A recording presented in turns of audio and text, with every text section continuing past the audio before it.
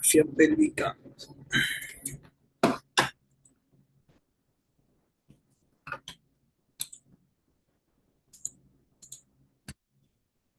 Entonces, el día de hoy ya revisamos la parte inferior, eh, introducimos a la parte pélvica, ¿no?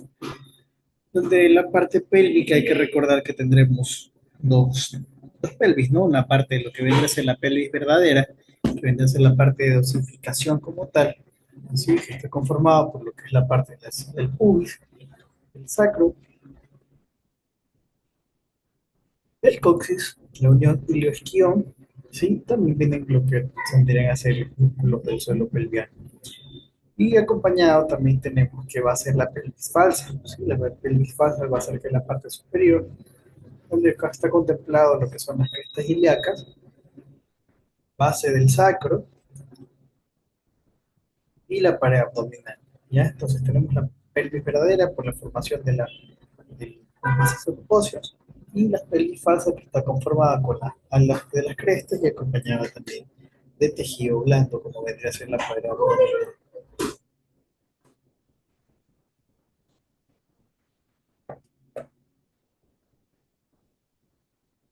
Tenemos los músculos que conforman la pared, la parte del piso pélvico, donde encontramos el músculo periforme, el músculo coxigio, el músculo pubocoxigio, el músculo iliocoxijo, que vendría a ser la parte interna, y el músculo puborectal, que esto vendrían a ser músculos elevadores del ano, y también vamos a encontrar el obturador interno. Encontramos en la parte posterior, en la parte más inferior, encontramos los músculos del esfínter del ano, el músculo transverso superficial del periné, el músculo transverso profundo del periné, el músculo bulboespinoso esponjoso, el músculo isquio cavernoso y el músculo esfínter externo de la uretra. Entonces aquí ya conformamos lo que son los músculos pélvicos, ¿no? El músculo es la base pélvica.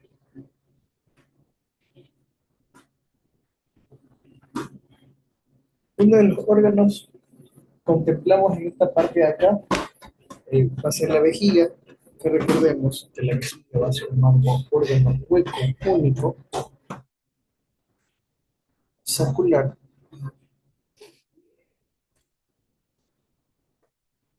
que va a recolectar la orina, ¿no? Que este también va a estar, la cual es filtrada por los riñones, y la vejiga va a estar compuesta histológicamente por el epitelio de transición y que esta no va a producir moco.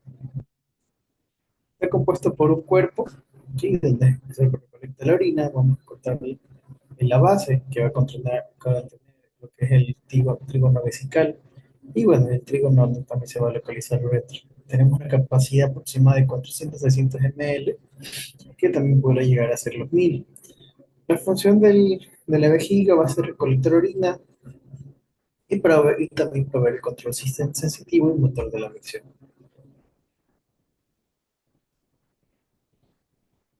Es un órgano hueco, muscular, elástico, distensible, con forma de pera, que se sitúa encima del piso pélvico. Si esta va a recibir orina a través de los ureteres, que son tubos gruesos derivados a los riñones hasta la porción superior de la vejiga. En la orina vamos a encontrar que va a estar conectada en el cuerpo de la vejiga y entendemos que en la parte de la base de la vejiga va a estar formado por la parte pared posterior y el trígono vesical, que esto va a ser drenada por los ganglios linfáticos externos. El trígono es la estructura que contiene el desagüe, que vendría a ser en este caso la uretra, para luego conectarse para la salida de la orina, ¿no?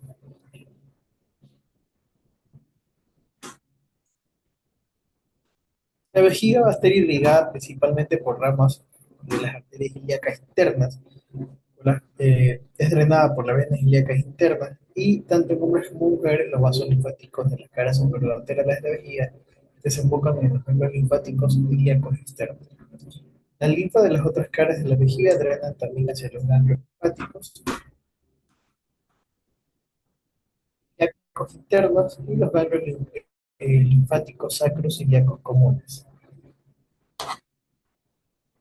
Entonces tenemos una estructura hueca, globulosa, ¿sí? Secular, donde nosotros vamos a encontrar En este caso vamos a ver el ligamento umbilical medio, ¿sí? Los ligamentos que sostienen la vejiga, el ligamento lateral umbilical, los lados.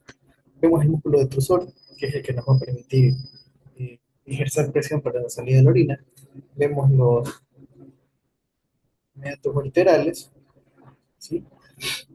Vemos el ureter, vemos cómo se conecta, vemos la parte del trígono, que va a estar formada por la unión en la entrada de los dos meatos y también la parte de la salida del ureter. En este caso nosotros vamos a ver una vejiga masculina.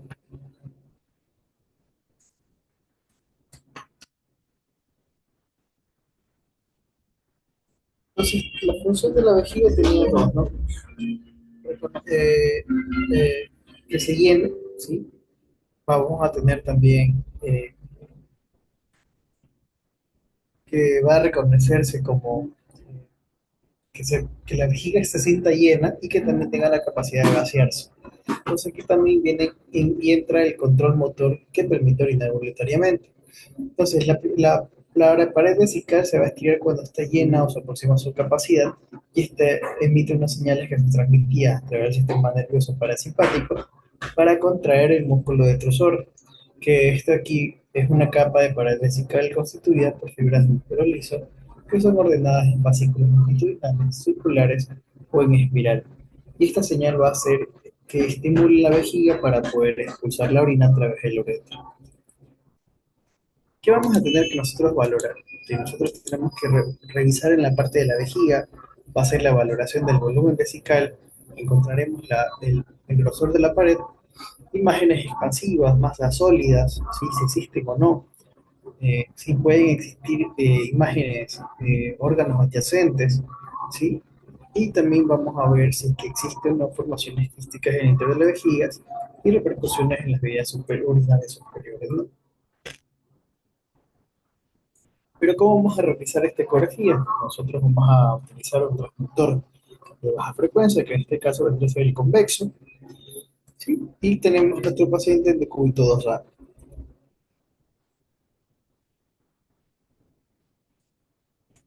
Al principio haremos nuestro corte en longitudinal, ¿sí? Que va a ser sobre la línea media en la región suprapúbica.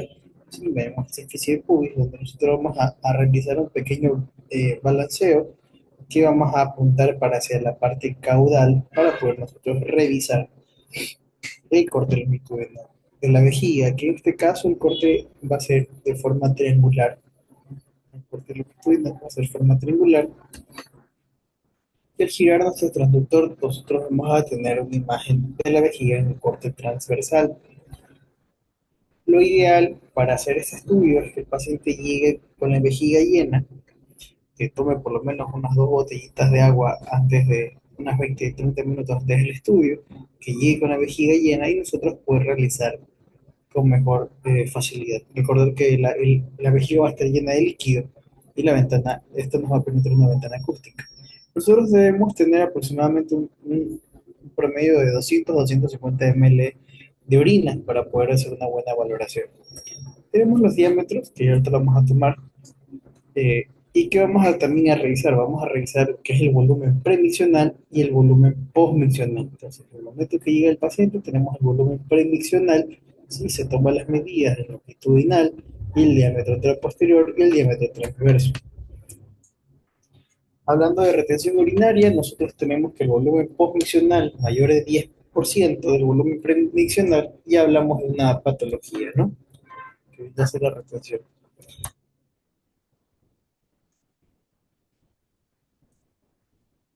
Tenemos el corte longitudinal, ¿sí? Usamos el corte longitudinal y también revisamos el corte antero-posterior y el corte transversal hacemos el corte transverso. ¿Sí? Recuerden que tenemos que ir desde la parte superior a la base y de la punta a la base, ¿no? Que tiene que ser una imagen perpendicular acá. Y el corte transverso buscamos el lado medio y tocamos una línea recta dentro del diámetro. Y aquí nosotros, en el momento de utilizar el volumen del ecógrafo, tenemos la posibilidad de ver el volumen como tal, ¿no? ¿Qué vamos a ver nosotros en las patologías?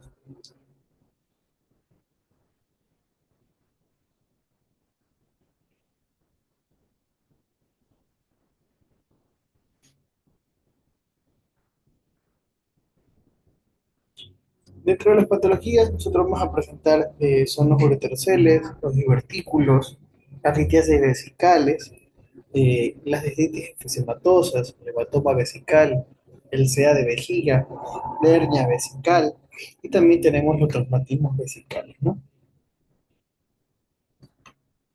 El ureterocele es una porción, es una mucosa distal de uno o ambos ureteres, que es la dilatación quística. Se va a clasificar como ortotópica o simple cuando se presenta una posición anatómica normal y ectópica cuando se localiza en otro sitio. Se va a observar en la parte ecográfica como un quiste anecoico de paredes finas dentro de la vejiga, con osificación renal. Y el chorro ureteral en Doppler color ayuda a descartar una obstrucción completa en el ureterocele. Entonces nosotros aquí vemos ya la parte de la base, podemos revisar,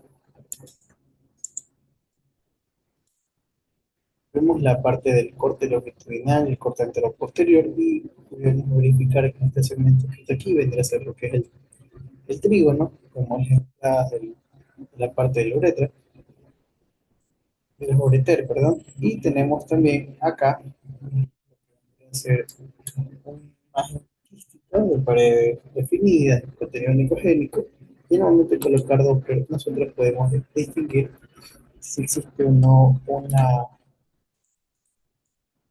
una obstrucción. Aquí vemos otro ureterocele, paredes finas, contenido nicogénico, y vendría a ser un quiste simplecito, ¿no? Y lo vamos a localizar ya cuando exista con nombre y apellido de la localización. En los divertículos de la vejiga, estas son una hernia de la mucosa vesical a través de las fibras musculares del detrusor, donde encontramos que va a existir el divertículo congénito o divertículo de Hodge, que este va a ser un divertículo ureteral cerca de la unión uretrovesical. Y el divertículo adquirido generalmente va a ser secundario en la patología por obstrucción del tracto de salida, que puede ser dado por la vejiga de lucha, el retencionista o la vejiga neurógena. En la ecografía se va a observar como una imagen anicogénica, exofítica a la pared de la vejiga, y pero que va a estar unida a un puerto. Sí, entonces aquí nosotros vemos una pequeña herniación, ¿sí? Donde hay un debilitamiento de la pared y nos da esta imagen peculiar, ¿no? Aquí vemos otro divertículo, una pequeña herniación de la pared, pero en este caso ya vemos algo más que llama la atención. Entonces esto provocado también por una masa que existe, ¿no? Entonces aquí ya estamos viendo una patología mixta. En la litiasis vesical, esto da un 2 al 6% de las litiasis urinarias. Entre hombres y mujeres, un 2 a 1, se existe más en hombres que en mujeres, y que causa de relación con la formación de cálculos vesicales son a ser determinados de hábitos a la vida y la vida cotidiana, ¿no? Donde también podemos estar, que puede estar dado por infecciones vías urinarias y el desorden metabólico. En la ecografía se va a observar como una imagen ecogénica y precogénica con sombra acústica posterior y que es móvil. Por lo general son de gran tamaño. Y nosotros también no dejamos de valorar si el volumen, vemos el tamaño de la pared de la vejiga y por ende también revisamos la movilidad de la imagen, ¿no? Una imagen hiperecogénica de bordes definidos que genera sombra acústica posterior y que puede ser móvil, ¿no? Si yo le digo al paciente que se gire, esta piedra puede comenzar a moverse de un lado a otro. Sin características hiperecogénicas, sombra acústica. La cistitis enfesematosa se define por la presencia de gas a nivel de la pared vesical, pudiendo también existir a nivel intraluminal. Esto va a ser producido especialmente por microorganismos productores de gas y se asocia a infecciones extraurinarias recurrentes, a sondas vesicales permanentes y también la existencia de la vejiga neurógena o una uropatía obstructiva. Encontramos que se puede demostrar como un aumento de la cogenicidad en la pared de la vejiga con un artefacto sombreado y la tomografía va a tener mayor sensibilidad que permite la detección temprana de gas intramural. Y como vimos en las patologías anteriores, tenemos esta imagen de cola de cometa y una imagen hiperecogénica en el borde de la pared y que nos da esta patología, ¿no? Este artefacto. De igual forma acá, observamos el enfisema.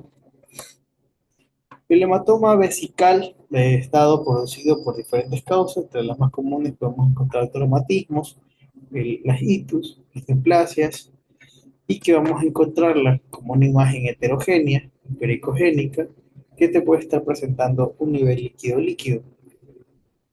Entonces, después de que el paciente reciba un trauma, podemos observar una imagen parecida a esta, donde vemos una imagen anecogénica acompañada de una imagen heterogénea, donde se observa una masa de gran tamaño que puede ser dada por la acumulación de sangre dentro de la misma. De igual manera, podemos encontrar de esta forma los supraniveles de imágenes anecogénicas, paredes, revisamos totalmente y vemos el supranivel líquido que nos. El SEA de vejiga ocupa el segundo lugar en las frecuencias de los cánceres urológicas. Su edad se presenta aproximadamente a los 65 mayores, a los 65 años de edad, y los factores de riesgo van a ser los tabaquistas y los que consumen analgésicos de una forma crónica. Se van a caracterizar por hematuria macro y microscópicas y en ocasiones la única forma de presentación son los síntomas dilatativos urinarios. La ecografía se observa como una imagen focal, polipoidea y en contacto con la vesícula, acá en la vejiga, con la pared. Entonces van a ser paredes dependientes. Tenemos una imagen de bordes mal definidos, irregular totalmente, ¿sí? Una imagen heterogénea, que no se la ve sólida, sino que algo blanda, eh, y que tiene ya un aspecto grosero. Entonces, en el momento de nosotros ver imágenes así, les repito, ya vayan sospechando que algo malo está pasando, ¿no? La encontramos de pequeños tamaños también, miren lo irregular que se observa, y que en el momento nosotros con la Doppler podemos observar Doppler central, ¿no? Vemos calcificaciones también dentro de la misma pared dependiente, ¿no? La vejiga de lucha, esta de acá se va a presentar como un engrosamiento difuso de la pared vesical que mide más de 3 milímetros en máxima represión, ¿no? Vamos a encontrar un doble contorno por hipertrofia del músculo detrusor en procesos obstructivos bajos. Entonces aquí nosotros observamos, se percataron en las imágenes anteriores, del tamaño del grosor de la pared. En este caso vamos a encontrar como una doble estructura, ¿no? Se van a ver como dos piezas. Entonces tenemos acá nosotros ya la imagen del grosor de la parte de la pared de la vejiga, ¿no? Acá también vemos un poquito de la vejiga de lucha, vemos mayor tamaño de la parte de la pared, vemos masas también alrededor, que eso nos compete como vejiga de lucha. Los jets ureterales, vamos a encontrarlos gracias al movimiento. Entonces nosotros podemos revisar si si la vejiga está en mucha depresión, podemos encontrar que se ve movimiento en 2D, vamos a captarlo de una forma muy simpática, muy agradable, y que si no se da de esta forma, tenemos que utilizar el efecto Doppler, que sería en este caso el Doppler color para verificar el movimiento que nos da el colorcito. Eh, el paciente tiene que estar bastante hidratado y colocamos el transductor, igual el corte transversal, apuntamos hacia los jets laterales y tenemos que tener un poquito de paciencia para nosotros poder revisar y que se extienda esta imagen y se va el movimiento. Mientras que el jet ureteral, si no aparece mientras estamos esperando, podríamos estar pensando que existe algún tipo de obstrucción ureteral que puede ser causada por alguna masa, por una litiasis.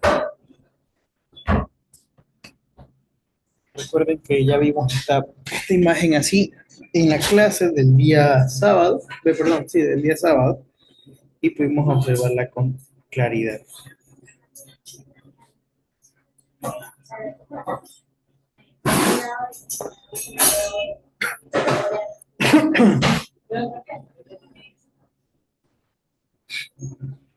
Tenemos la imagen.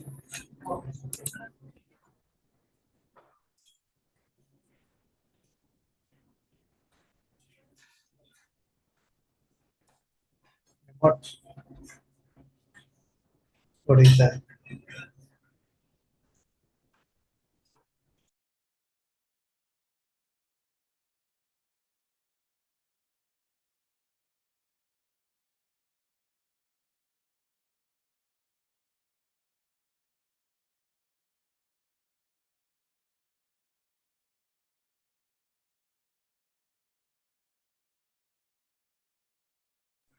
Bueno, tenemos ahí longitudes laterales, donde encontramos nosotros la salida, en este caso de ser por color, que como se acerca al transductor son de color rojo, ¿sí? Son como unas llamitas, y podemos encontrarlas de esta forma, ¿no? Entonces aquí ya vemos la permeabilidad que existe entre las dos entradas del trígono, ¿no?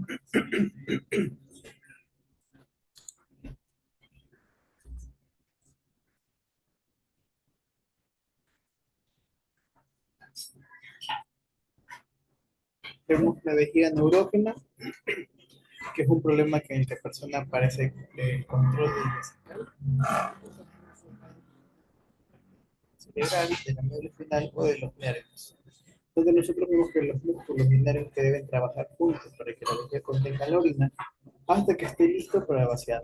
Pero en el momento que existen lesiones en esta parte, esto deja de tener la transmisión necesaria y nos puede dar el posible, nos imposibilita tensionar y relajarse en el momento correcto que se necesita.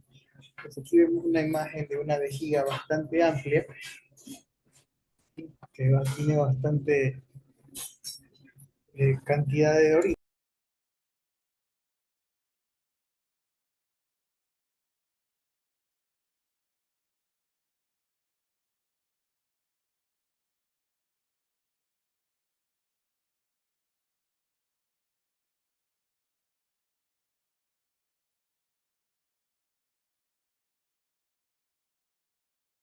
Entonces tenemos la imagen de una vejiga neurógena que está de gran tamaño, ¿sí? Y bueno, eso es como la parte de la vejiga. Y ahora vamos a entrar a otra sección que vendría a ser eh, la parte prostática. Entonces ya entramos a la parte pélvica general, que vendría a ser vejiga, y ahora nos concentramos en la parte pélvica masculina. La próstata, el gran amigo de nosotros, pero también daba terror antes del examen, ¿no? Pero la ventaja es que ya tenemos la ecografía, que nos ayuda a profundizar un poquito más el estudio del tamaño y del peso. Entonces recuerda que la glándula es una glándula accesoria del sistema reproductor masculino. ¿Sí?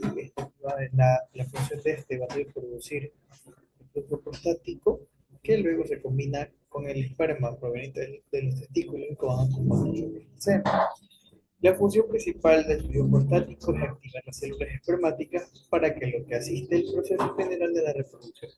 Entonces, vamos a encontrar que la próstata va a estar atravesada por el conducto eyaculador que lleva el esperma proveniente de los testículos, así como por la uretra prostática que transporta la orina y la vejiga urinaria. La próstata está compuesta por tres partes, ¿no? Lo que es el istmo, el lóbulo prostático derecho y el lóbulo prostático izquierdo. En una imagen simple vamos a encontrar la que va a estar de esta forma, por debajo de la parte de la vejiga, ¿sí? Va a estar atravesado por lo que es la parte de la uretra, y las vesículas seminales la vemos en la parte un poco más superior. La función, como les comenzaba, es la de producir fluido prostático y la activación del esperma. Los lóbulos anatómicos encontramos el istmo, el lóbulo prostático izquierdo y derecho, y vemos también las subdivisiones, ¿no? Que vendrán a ser posterior, lateral, superomedial y anteromedial. Mientras que las zonas clínicas e histológicas vamos a encontrar la zona central, que va a tener un 25%, la zona periférica un 70% y la zona de transición, que es el 5%. En la vascularización encontramos que está dada por la arteria pudenda interna, la arteria vesical inferior, la arteria rectal media, media, el plexo venoso prostático y la vena ilíaca interna. Mientras que la inervación va a estar dada por el plexo prostático. Vemos que la próstata está compuesta por el istmo y los lóbulos y que se encuentra anterior a la uretra. Vamos a ver que está compuesta por tejido fibroso y muscular con poco o nulo tejido glandular. Los lóbulos izquierdos y derechos van a estar separados anteriormente por el istmo, que es el que surca el longitudinal antes de la parte de. Entonces vamos a tener también las posiciones anatómicas, las relaciones. Donde vemos que el lobulillo inferior posterior va a estar inferior a la uretra y posterior al conducto eyaculador. El lobulillo inferolateral va a estar posicionado lateralmente a la uretra. El lobulillo supromedial va a estar por debajo del lobulillo inferior posterior y alrededor del conducto eyaculador. El lobulillo anteromedial va a estar inferior al lobulillo inferolateral y lateral a la porción proximal de la uretra prostática. Tenemos una esquematización donde nosotros ya podemos observar las diferentes áreas, ¿sí? Donde tenemos los lóbulos laterales, el corte transversal, el corte sagital o longitudinal, tenemos los laterales, los lóbulos anteriores, vamos a ver la porción de la uretra, el lóbulo mediano y el lóbulo posterior, un corte transversal. Y en el corte nosotros vemos el corte longitudinal, vamos a observar que tenemos el lóbulo anterior, el lóbulo medial y la parte lóbulo posterior. Prácticamente se ve de esta forma. Y tenemos que también revisar las zonas de la próstata que cómo se dividen en la parte histológica. Que estas van a estar formadas en la zona de transición como por glándulas mucosas periureterales, uretrales, y en esta zona se van a cerrar la mayor cantidad de hiperplasias prostáticas benignas, ¿sí? Entonces recuerda que la zona de transición tenía solamente el 5%. La zona central va a estar conformada por glándulas mucosas periuretrales, que es más resistente a los carcinomas y a la inflamación, y las zonas periféricas que van a estar conformadas por glándulas prostáticas principales, donde vamos a ver que está susceptible a inflamación, cáncer y además de ser la zona que se termina durante el examen. Entonces tenemos la parte de la histología, vemos la zona periférica, la zona transicional y la zona central. Entonces, como teníamos el 75%, el 25% y el 5%, entonces cuando existe un crecimiento prostático benigno, vamos a encontrar que va a estar dado en la zona transición. Y como yo exploro, eh,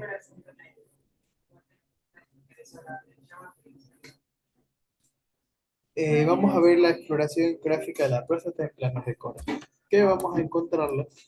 De la siguiente forma, tenemos corte en la parte pélvica, donde nosotros vamos a colocar el transductor, haciendo el corte longitudinal eh, y transversal. Entonces, al momento de hacer el corte longitudinal, igual, va a ser por encima del, va a ser encima del suprapúbico, el corte longitudinal, haciendo eh, una oblicuación paracaudal, y el corte transversal de igual forma, ¿no? Haciendo llevando el haz de sonido hacia la parte caudal. ¿Por qué? Porque al momento que yo tengo el corte longitudinal, voy a encontrar esto. Para hacer el estudio de vejiga, medimos vejiga, medimos eh, para ver el volumen, que, ojo, debemos tener por lo menos 250 ml, y revisamos nuestro corte. Ahora que hacemos un poquito más del balanceo, hacemos un poco más lanzando para la parte caudal, vemos el corte longitudinal, ¿sí? Donde vemos el corte longitudinal y el corte transversal. Y el espacio inferior izquierdo o derecho de la pantalla, en este sector, vamos a encontrar una imagen triangular y en el corte transversal vamos a ver una forma ovalada o circular. ¿Ya?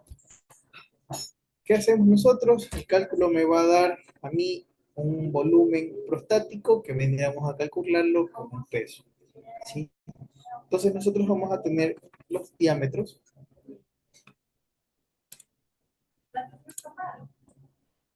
vamos a tener los diámetros, ¿no? Donde tenemos el corte longitudinal, donde vemos los diámetros longitudinales y el diámetro anteroposterior, y también en el corte transversal vemos el diámetro transversal. ¿Por qué hacemos esto? Para yo sacar un volumen. Entonces, yo tengo un volumen que puede ser que sea 20 ml, eso lo vamos a transformar a gramos, ya no sería 20 ml, sino que 20 gramos, ¿ya? Entonces, dentro de los 20 gramos, hay que revisar que la próstata debería pesar hasta 20 gramos de lo normal, y también va a depender de los tamaños de la edad del paciente. Un paciente que tenga 50, 60 años, lo normal va a ser máximo 30 grados, pero igual, al momento de nosotros encontrar alguna patología, tenemos de 20 a 30 gramos, vamos a tener el grado 1, de 30 a 50, grado 2, de 50 a 80, grado 3, y mayor de 80 gramos va a ser el grado 4.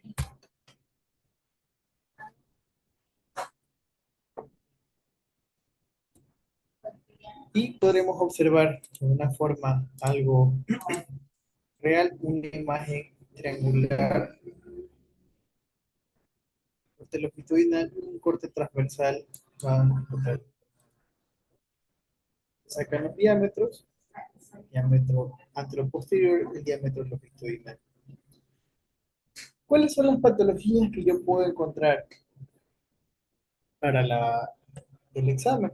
¿Sí? Que encontramos nosotros. Lo principal, creo yo, es la hipertrofia prostática, acompañado también de las prostatitis, eh, los encuentros fortuitos como vendrían en los quistes, y bueno, una patología que nadie quisiera encontrar, que sería, o sea, que no nos gustaría ver, sería el SEA.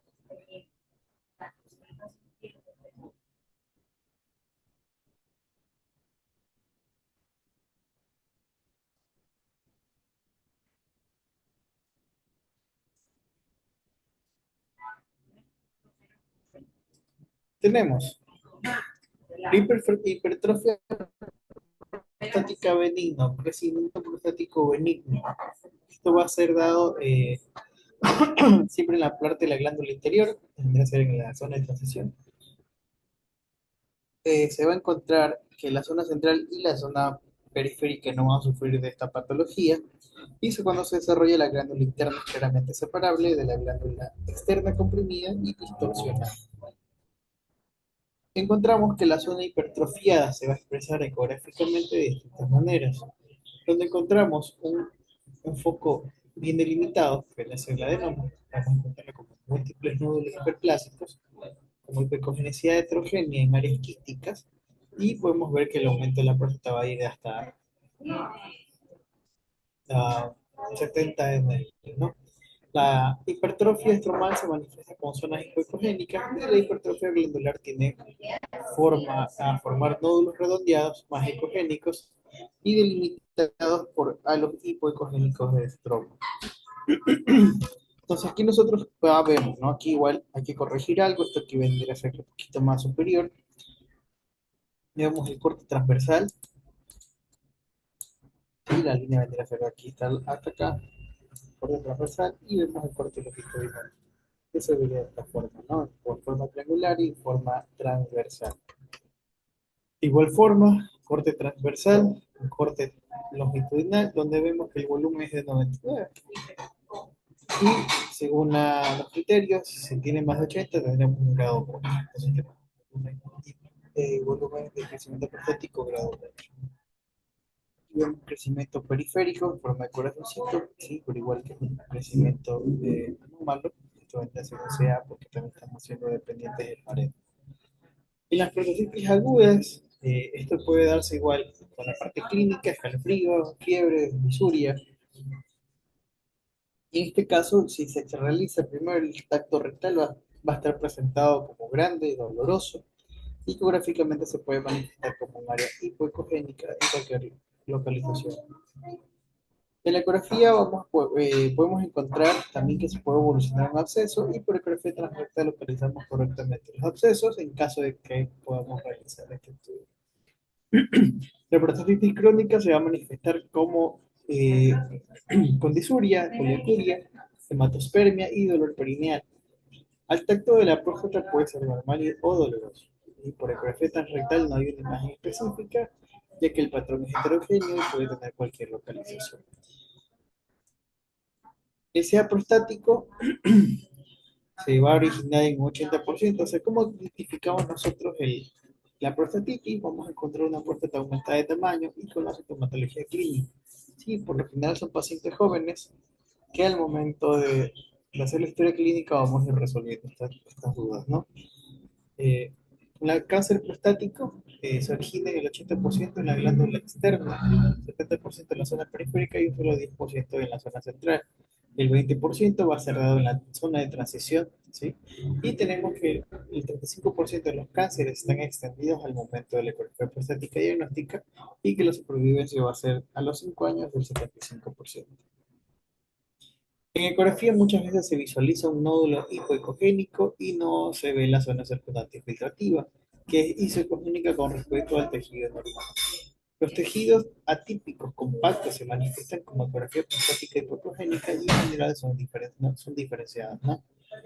Los tejidos atípicos infiltrativos, menos compactos, que se mezclan con tejido normal, se relacionan con iso o ecogenicidad aumentada y son más anaplásicos y proliferativos.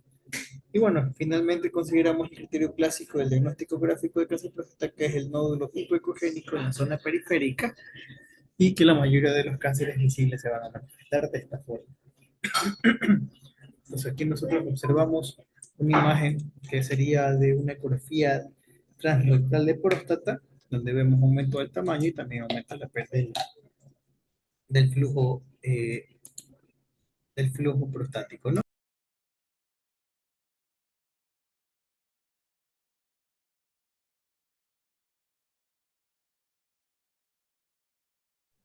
Observamos aquí también una imagen nodular hipoecogénica, ¿sí? Un corte transversal eh, en ecografía transrectal de próstata, ¿no?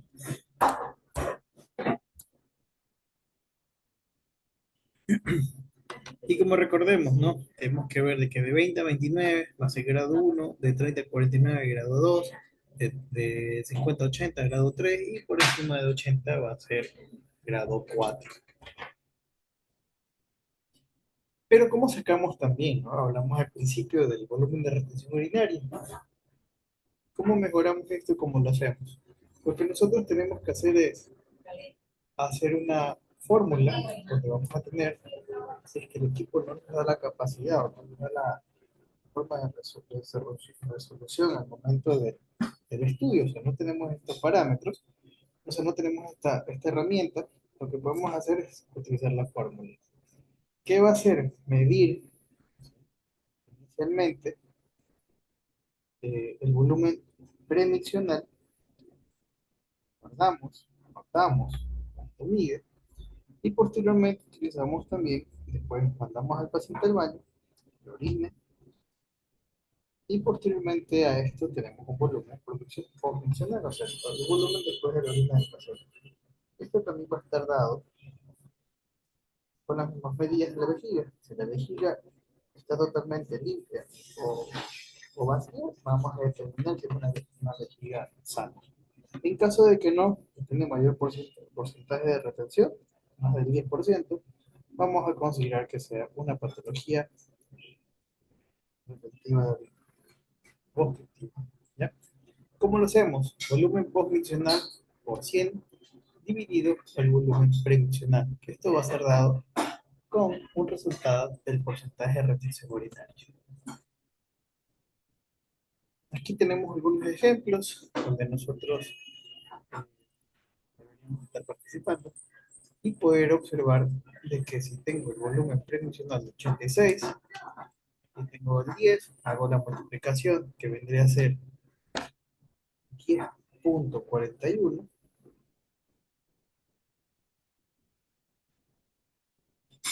por 100 y lo divido para 86.33. En este caso, el paciente tiene una retención urinaria del 12%. Aquí observamos una imagen de una próstata que mide 60 ml, de hace un grado 3, volúmenes, otro ejemplo, otro grado 3, otro grado 3, volumen prostático en grado 1, este también hay que notar que está mal medido,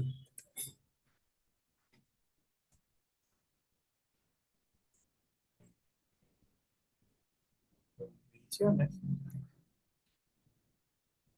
y hemos culminado con nuestra clase del día de hoy. Sí, entonces nos vemos el día de mañana. Ya voy a hablar con el doctor Jackson para ver si podemos ver mañana la clase en la hora de la tarde, porque mi horario de corte va a ser medio complejo, así que creo que va a ser conveniente hacer la clase tipo 3 o 2 de la tarde. Eso sería hasta el día de mañana.